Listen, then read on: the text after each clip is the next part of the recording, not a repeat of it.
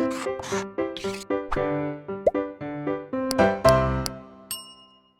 Students, welcome back to blueprint digital. आज की इस वीडियो में हम कक्षा 12 का अध्याय 11 यानी कि जैव प्रौद्योगिकी सिद्धांत एवं प्रक्रम स्टार्ट करने जा रहे हैं।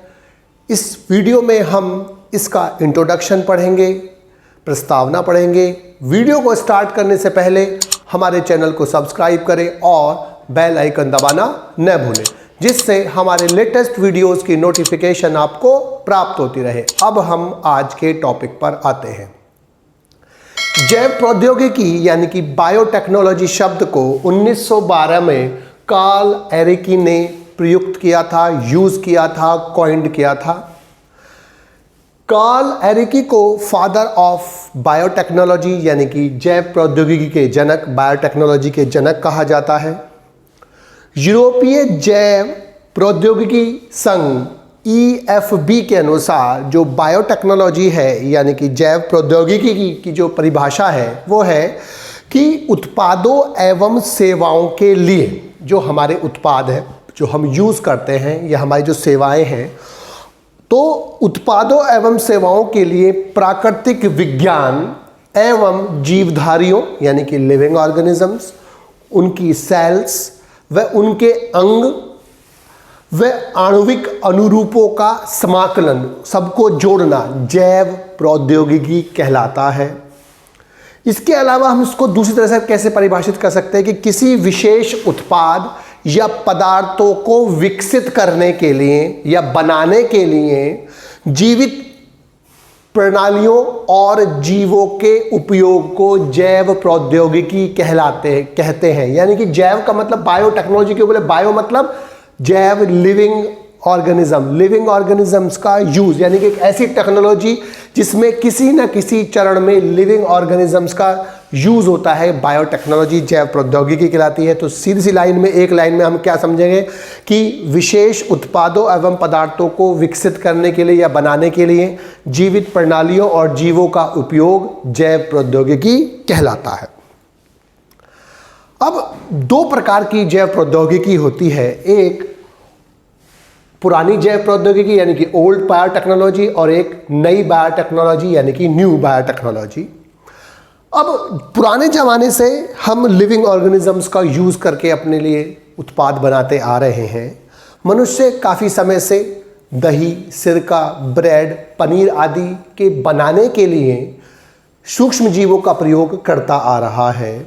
तो मनुष्य के लिए उपयोगी पदार्थ जैसे दही, सिरका, ब्रेड, पनीर आदि प्राप्त करने के लिए सूक्ष्म जीवों के प्राकृतिक विभेदों यानी कि स्ट्रेन्स और सेल्स का प्रयोग ओल्ड बायोटेक्नोलॉजी यानी कि पुरानी जैव प्रौद्योगिकी कहलाता है। यानी कि जिसमें एक ऐसी बायोटेक्नोलॉजी जिसमें दही, सिरका, ब्रेड, पनीर आदि बनाने के लिए लिविंग ऑर्गेनिजम्स का यूज़ किया जाता है, सूक्ष्म जीवों का यूज़ किया जाता है, सेल्स का यूज़ किया जाता है, क्या कहलाता है? ओल्ड बायोटेक्नोलॉजी यानी कि पुरानी जैव प्रौद्योगिकी। लेकिन आधुनिक यानी कि न्यू बायोटेक्नोलॉजी का मतलब क्या है कि आनुवांशिक रूपांतरित जीव, जिन्हें हम GMOs बोलते हैं, जेनेटिकली मॉडिफाइड ऑर्गेनिज्म। अब जेनेटिकली, इस परिभाषा से पहले हमें जेनेटिकली मॉडिफाइड ऑर्गेनिज्म की परिभाषा पता ही होनी चाहिए। एक ऐसा ऑर्गेनिज्म जिसके अंदर अपनी जीन्स के अलावा, अपने DNA के अलावा किसी और जीव का DNA भी उपस्थित होता है, हम उसे बोलते हैं जेनेटिकली मॉडिफाइड ऑर्गेनिज्म यानी कि GMOs या आनुवांशिक रूपांतरित जीव। तो आनुवांशिक रूपांतरित जीव यानी कि GMOs का उत्पादन, तकनीक में प्रयोग, जिससे न केवल यानी कि GMOs के बनाने की तकनीक या उनका जो यूज़ होता है, जिससे उनकी जो उत्पादकता है, जो ऑर्गेनिज्म बनाए गए हैं उनकी न केवल उनकी उत्पादकता बढ़ती है बल्कि नए उत्पादों का विकास भी होता है। वो क्या कहलाती है? आधुनिक जैव प्रौद्योगिकी कहलाती है। यानी सीधी सी बात है कि न्यू बायोटेक्नोलॉजी का मतलब क्या है? जिसमें आनुवांशिक रूपांतरित जीवों का प्रयोग कर मनुष्य के लिए किसी भी पदार्थ की उत्पादकता को बढ़ाया जाता है या नए पदार्थ बनाए जाते हैं। उस टेक्नोलॉजी को हम क्या बोलते हैं? न्यू बायोटेक्नोलॉजी यानी कि आधुनिक जैव प्रौद्योगिकी कहते हैं। आधुनिक जैव प्रौद्योगिकी के विकास में निम्न दो प्रमुख तकनीकों का यूज होता है, आनुवांशिक इंजीनियरिंग और रासायनिक इंजीनियरिंग। जेनेटिक इंजीनियरिंग बोलते हैं इसको, आनुवांशिक इंजीनियरिंग को, इसको केमिकल इंजीनियरिंग बोलते हैं।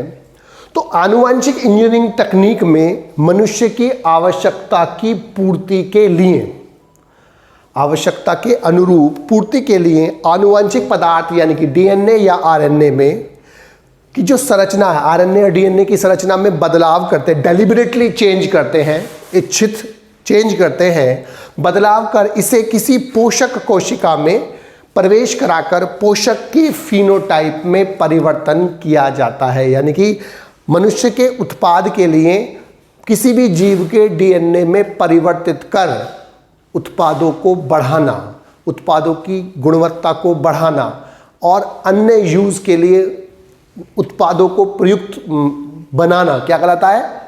आनुवंशिक इंजीनियरिंग कहलाता है। आनुवंशिक जेनेटिक का मतलब सीधी सी बात है जिसमें जानबूझकर डेलिबरेटली जीव के डीएनए में परिवर्तित किया जाता है मनुष्य की आवश्यकताओं की पूर्ति के लिए।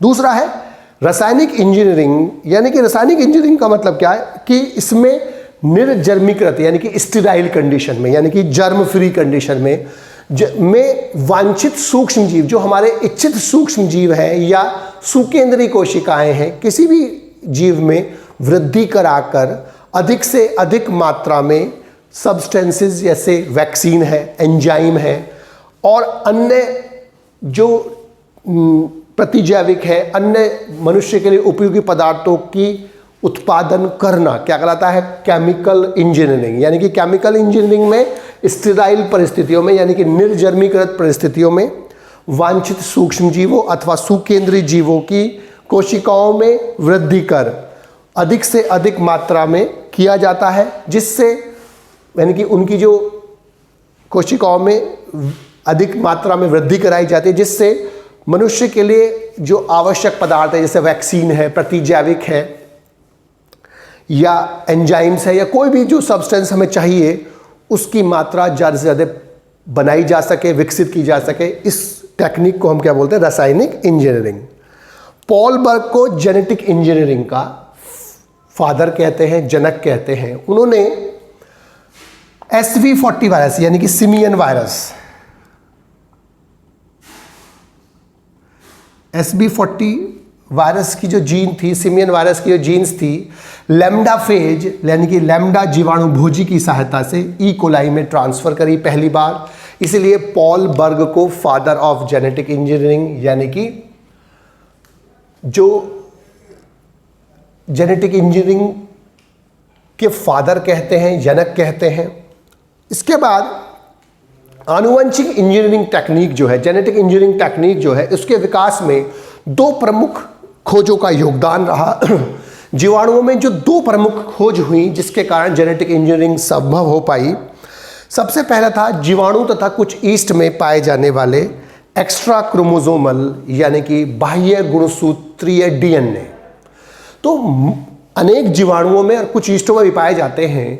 ईस्ट यूकैरियोटिक कोशिकाएं हैं जबकि जीवाणु प्रोकैरियोटिक कोशिकाएं हैं। तो जीवाणुओं की सेल्स में पाए जाने वाले बाह्य गुणसूत्रीय वृत्तीय डीएनए जिनमें स्वतः गुणन की क्षमता होती है, जिन्हें प्लाज्मिड कहते हैं, तो इन प्लाज्मिड्स के खोज के कारण जेनेटिक इंजीनियरिंग की संभावनाएं बढ़ी। जेनेटिक इंजीनियरिंग जो तकनीक है उसका विकास हुआ। तो सबसे पहला जो पदार्थ या जो तकनीक के विकास में जो पहली खोज थी वो थी प्लाज्मिड्स की खोज। प्लाज्मिड्स क्या होते हैं? जीवाणु तथा कुछ ईस्ट में पाए जाने वाले बाह्य मतलब एक्स्ट्रा गुणसूत्रीय वृत्तीय डीएनए जिनमें स्वतः प्रतिकृतिकरण यानी कि रेप्लिकेशन की क्षमता होती है, उन्हें प्लाज्मिड्स कहते हैं। और प्लाज्मिड्स की खोज ने जेनेटिक इंजीनियरिंग के विकास में महत्वपूर्ण रोल प्ले किया। इसके अलावा जो सेकेंड इंपॉर्टेंट खोज थी वो थी रेस्ट्रिक्शन एंडोन्यूक्लिएज एंजाइम यानी प्रतिबंधन एंजाइम्स की खोज। रेस्ट्रिक्शन एंडोन्यूक्लिएज वो एंजाइम होते हैं जो जीवाणुओं को बैक्टीरियोफेज यानी कि जो जीवाणु भोजी होते हैं, वे वायरस जो जीवाणुओं पर परजीवी होते हैं, जीवाणु भोजी यानी कि बैक्टीरियोफेज कहलाते हैं। तो वे एंजाइम जो जीवाणु को बैक्टीरियोफेज के यानी कि जीवाणु भोजी के डीएनए को काटकर जीवाणुओं में वायरस की वृद्धि को, विकास को रोक देते हैं, उनकी जनन को रोक देते हैं, रेस्ट्रिक्शन एंडोन्यूक्लियस एंजाइम कहलाते हैं। तो रेस्ट्रिक्शन एंडोन्यूक्लियस एंजाइम सेकंड खोज थी जिसके कारण जेनेटिक इंजीनियरिंग संभव हो पाई। तो रेस्ट्रिक्शन एंडोन्यूक्लियस कौन से एंजाइम होते हैं? वे एंजाइम जो जीवाणुओं को बैक्टीरियोफेज से सुरक्षा प्रदान करते हैं और वो डीएनए को एक विशिष्ट पैलिंड्रोमिक सीक्वेंस से, पैलिंड्रोमिक अनुक्रमों से काटते हैं। डीएनए रेस्ट्रिक्शन एंडोन्यूक्लियस कहलाते हैं। इसके अलावा एक और एंजाइम था जिसने जेनेटिक इंजीनियरिंग में महत्वपूर्ण भूमिका निभाई, वो था डीएनए लाइगेज। डीएनए लाइगेज दो डीएनए को जोड़ता है और उनको एक मॉलिक्यूल बनाने में सहायता करता है। पहला कृत्रिम डीएनए पुनर्योगज डीएनए अणु का विकास। अब पहली बात तो ये समझ में आनी चाहिए कि डीएनए रिकॉम्बिनेंट डीएनए क्या होता है, यानी कि पुनर्योगज अणु क्या होता है, पुनर्योगज डीएनए क्या होता है। एक ऐसा डीएनए जिसमें एक से ज्यादा जीवों का डीएनए उपस्थित हो, जिसमें माना दो जीवों का डीएनए उपस्थित होता है, ऐसा डीएनए क्या कहलाता है? पुनर्योगज यानी कि रिकॉम्बिनेंट या चिमैरिक डीएनए कहलाता है। इसे आरडीएनए भी बोलते हैं, स्मॉल आर डीएनए। तो सबसे पहले कृत्रिम डीएनए पुनर्योगज डीएनए अणु का जो विकास था वो हर्बर्ट बोयर और स्टेनले कोहेन ने किया। इन्होंने साल्मोनेला टाइफीम्यूरियम नामक जीवाणु की एंटीबायोटिक जीन को पृथक किया रेस्ट्रिक्शन एंडोन्यूक्लियस एंजाइम की सहायता से। तो उन्होंने सबसे पहले रेस्ट्रिक्शन एंडोन्यूक्लियस एंजाइम की सहायता से साल्मोनेला टाइफीम्यूरियम बैक्टीरिया की जीवाणु की एंटीबायोटिक जीन को पृथक किया और इस जीन को एक नए प्लाज्मिड से जोड़ दिया डीएनए लाइगेज की सहायता से। और ऐसा डीएनए जो दो अलग अलग स्रोतों से बना, क्योंकि पहला डीएनए किसका है? साल्मोनेला टाइफीम्यूरियम का प्लाज्मिड था, सॉरी एंटीबायोटिक जीन्स थी, और उन्होंने दूसरा डीएनए लिया प्लाज्मिड का और दोनों को आपस में जोड़ दिया। तो दो अलग अलग स्रोतों का डीएनए इसमें उपस्थित होता है। तो ऐसा डीएनए क्या होता है? रिकॉम्बिनेंट डीएनए यानी कि पुनर्योगज डीएनए या चिमैरिक डीएनए, उसको शॉर्ट में क्या बोल देते हैं? आरडीएनए, यानी कि रिकॉम्बिनेंट डीएनए यानी कि प्रतिरोग पुनर्योगज डीएनए। तो पहला पुनर्योगज डीएनए अणु किसने बनाया? हर्बर्ट बोयर स्टेनले कोहेन ने बनाया। इन्होंने साल्मोनेला टाइफीम्यूरियम जीवाणु की एंटीबायोटिक जीन को पृथक किया और एक इस जीन को नए प्लाज्मिड से जोड़ दिया और एक नया रिकॉम्बिनेंट डीएनए यानी कि पुनर्योगज डीएनए का निर्माण किया। अब जो डीएनए पुनर्योगज अणु बना उसी का यूज करते हुए रिकॉम्बिनेंट डीएनए टेक्नोलॉजी का विकास हुआ। अब जेनेटिक इंजीनियरिंग की जगह रिकॉम्बिनेंट डीएनए टेक्नोलॉजी वर्ड भी कभी कभी यूज कर लेते हैं, लेकिन रिकॉम्बिनेंट डीएनए टेक्नोलॉजी यानी कि पुनर्योगज डीएनए प्रौद्योगिकी या रिकॉम्बिनेंट डीएनए टेक्नोलॉजी आरडीटी का मतलब क्या है? कि किसी जीव से वांछित जीन का विलगन यानी कि काटना, उसको अलग करना, पृथक करना, उसका क्लोन बनाना यानी कि बहुत सारी कॉपीज बनाना और किसी अन्य जीव में उसका स्थानांतरण करना, उसको ट्रांसफर करना, और ट्रांसफर होने के बाद उसकी अभिव्यक्ति पुनर्योगज डीएनए प्रौद्योगिकी कहलाती है। यानी कि डीएनए प्रौद्योगिकी रिकॉम्बिनेंट डीएनए टेक्नोलॉजी में चार चीजें याद रखनी है कि किसी भी जीव की वांछित जीन यानी कि डिजायरेबल इच्छित जीन, जिससे हमारी इच्छा है, जिससे हमें काम करना है, इच्छित जीव का विलगन यानी कि अलग, क्लोनन यानी कि बहुत सारी कॉपी बनाना, और किसी अन्य जीव में उसका स्थानांतरण और अभिव्यक्ति, चार चीजें हैं। इस तकनीक जिस तकनीक में हम ये काम करते हैं उसको हम क्या बोलते हैं? आरडीटी यानी कि रिकॉम्बिनेंट डीएनए टेक्नोलॉजी यानी पुनर्योगज डीएनए प्रौद्योगिकी। अब इसके जो कुछ स्टेप्स हैं हमने डायग्राम्स के थ्रू बनाने की कोशिश करेंगे, समझने की कोशिश करेंगे।